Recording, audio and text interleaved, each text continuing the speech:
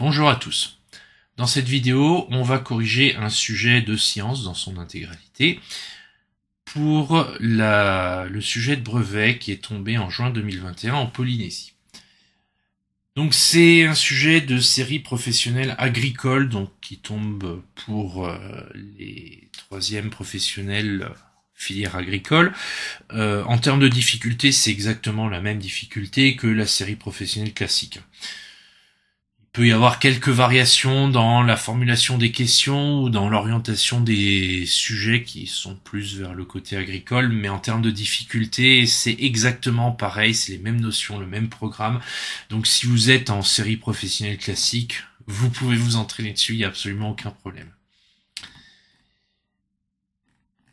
Alors, on commence la correction en regardant le sujet, qui commence par la physique-chimie. On nous propose d'étudier de la préparation de gelée, ananas, pamplemousse. Pourquoi pas, hein. Faisons de la confiture, c'est bon.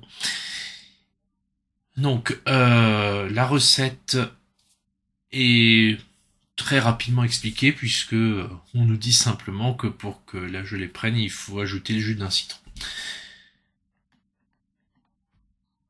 Première question sur la préparation du jus. On nous dit dans cette question que le pH du jus d'ananas pamplemousse auquel on a ajouté un jus de citron a pour valeur 3. Indiquez en le justifiant la nature acide, basique ou autre de ce jus.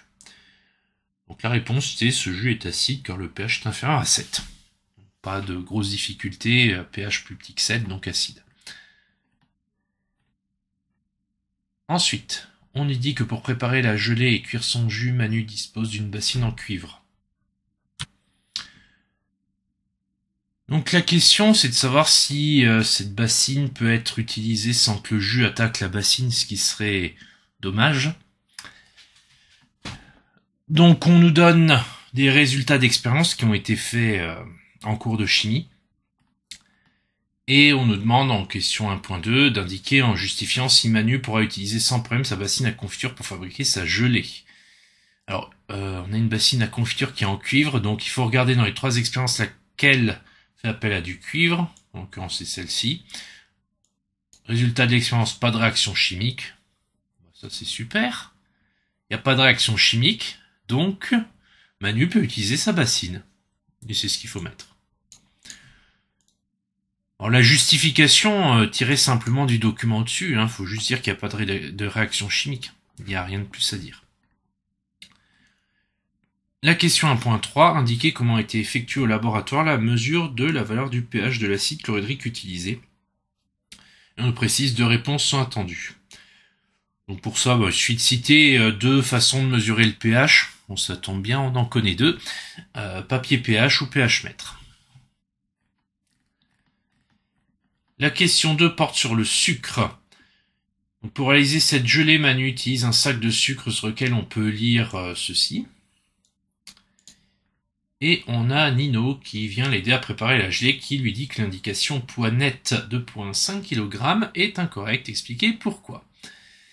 Une question très facile et qui certainement pose problème à de nombreuses personnes qui oublient que en physique, le poids, c'est en newton.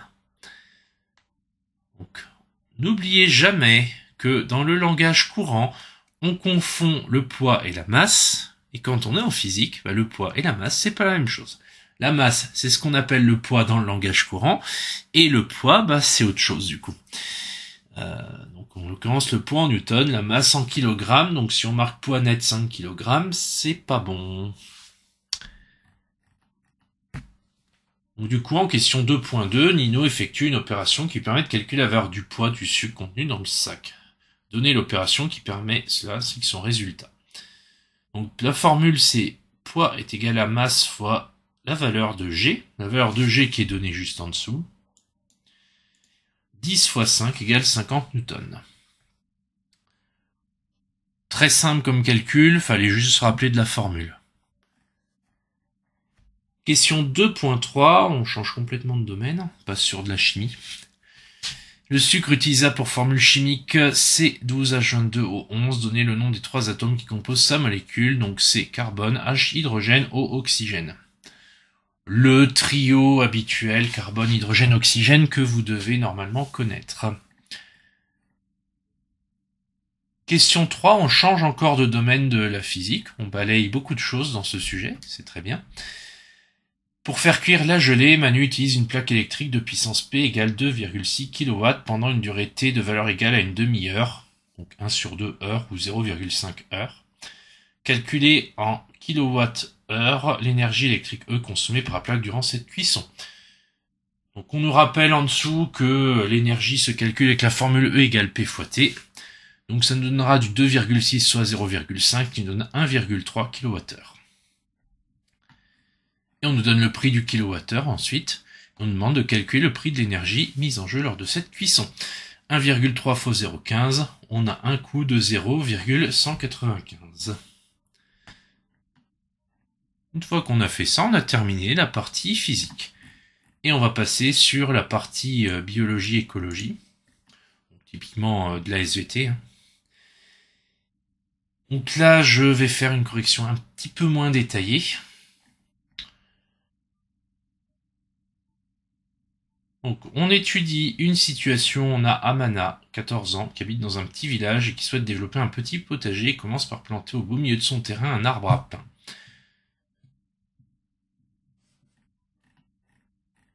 Donc, on nous donne des documents, il y a pas mal d'informations, et on nous demande d'identifier les 2 conditions nécessaires au bon développement de l'arbre d'Amana.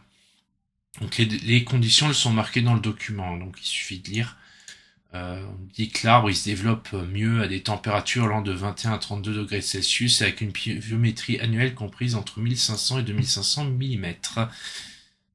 Donc il suffit de marquer ces 2 conditions-là et on a la réponse. Ensuite, si on continue à lire le sujet, on a un document sur l'arbre à pain dans son environnement.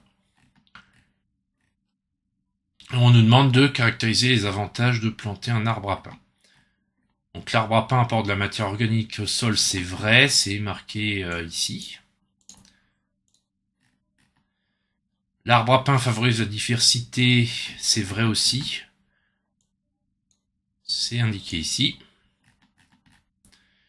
L'arbre à pain n'est pas capable de capter le carbone de l'air. Bon, ça c'est faux, parce que ici il capte du CO2 et le CO2, il y a du carbone.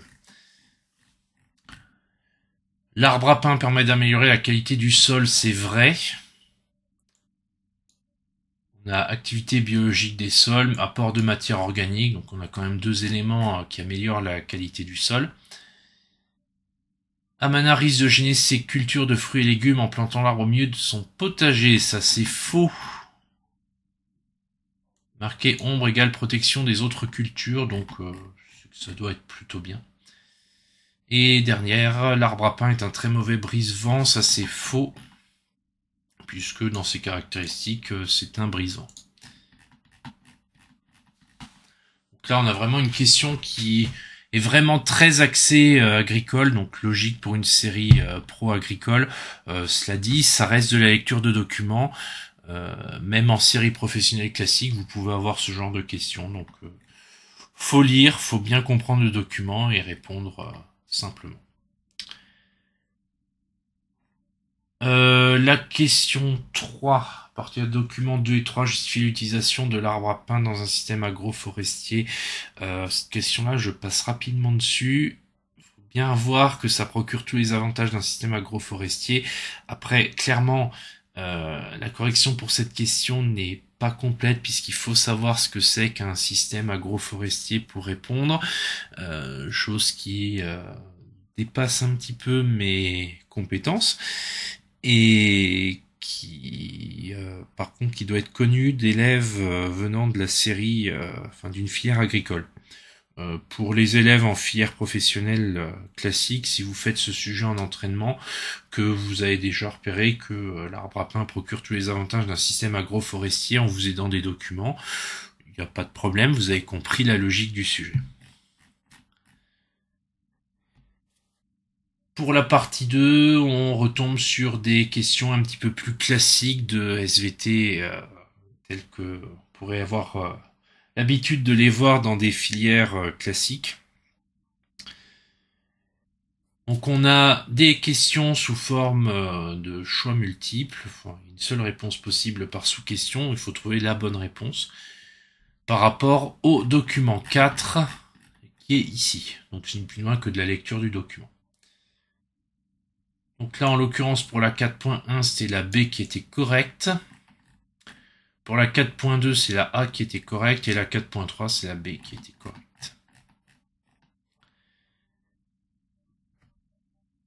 Et la question 5, à l'aide du document 4, donner un avis argumenté sur le choix d'Amana d'utiliser les fruits de l'arbre à pain dans le cadre d'un régime végétarien. Fallait repérer que l'arbre à pain il apportait beaucoup d'éléments essentiels à la vie, puisque mis à part les lipides où il en apporte quasiment pas, tout le reste c'est apporté dans des proportions plutôt correctes. Si on compare à la viande rouge.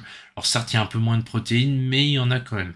C'est vraiment au niveau des lipides où il y a un manque, mais sinon tout le reste, c'est apporté par le fruit de l'arbre à pain, donc c'est très bon. Donc voilà qui clôture la correction de ce sujet. Donc si vous avez des questions sur la partie physique, n'hésitez pas à les poser en commentaire, j'y répondrai avec plaisir. Et sur ce, je vous dis à très bientôt.